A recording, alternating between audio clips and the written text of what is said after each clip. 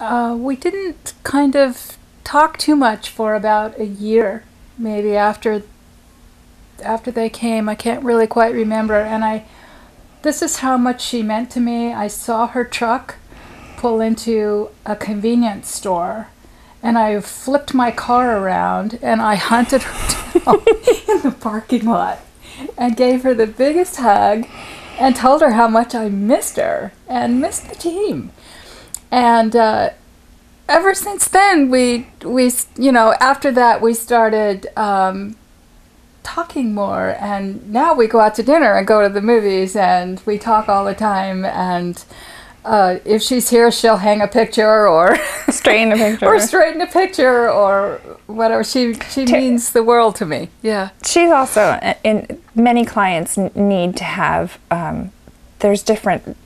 The organizing industry knows there's different types of clients where sometimes you can organize someone and they just stay at that baseline. She had life-altering events that brought her to a place of complete devastation, and she needed to be lifted up out of this well, this pit that there's just no way she could have gotten out of by herself. But once out, she was able to live and maintain and didn't really need, I mean, you talk about your office getting out of control, but you always handle it. I always get it back under control. But she would, it may take me a day, but she would have been absolutely, without the professional organizing industry, you would be stuck in that hole where you were.